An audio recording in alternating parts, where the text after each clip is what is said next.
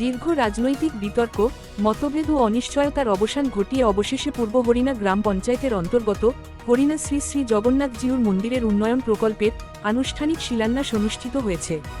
সোমবার ৩রা আগস্ট সকাল ৯ ঘটিকায় বিরোধী দলনেতা তথা ৪০ সাবরুম বিধানসভা কেন্দ্রের বিধায়ক জিতেন্দ্র চৌধুরী এই প্রকল্পের সূচনা করেন।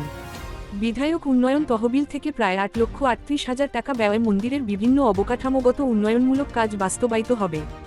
অনুষ্ঠানে উপস্থিত ছিলেন মন্দির কমিটির সভাপতি স্বপন সরকার, সম্পাদক সুদর্শন চক্রবর্তী, কমিটির সদস্য, জনপ্রতিনিধি এবং দলমত নির্বিশেষে এলাকার বহু ধর্মপ্রাণ মানুষ।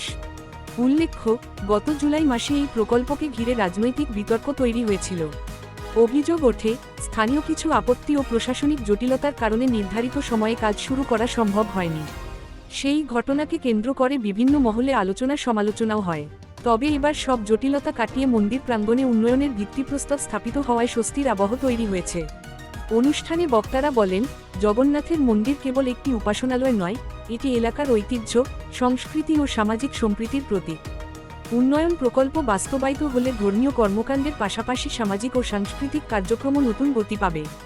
বহু প্রতীক্ষিত এই উদ্যোগ বাস্তবায়নের সূচনায় স্থানীয়দের মুখে ফুটে উঠেছে সন্তোষের হাসি, আর ভক্তদের প্রত্যাশা, বিতর্ক নয়, উন্নয়নের পথেই এগিয়ে চলুক জগন্নাথের আঙিনা। তো এখানে মন্দিরের যে সেবায়িত যারা বা সেবক বা অন্যরা যারা এরকম যাত্রীরা আসে, তাদের সুবিধার জন্য বসা, বিশ্রাম করা বা অন্যান্যর জন্য একটা পরিকাঠামো দরকার। তো আমার কাছে এই কমিটি এরকম বিধায়ক এলাকা উন্নয়ন প্রকল্প থেকে তারা কিছু পয়সা দেওয়ার জন্য চেয়েছিলেন, এটা মঞ্জুর করা হয়েছে। এর কাজ টেন্ডার কন্ট্রাক্টর নিয়োগ করা হয়ে গেছিল, কিন্তু কোনো একটা কারণে এই কয়েকটা মাস স্থগিত ছিল।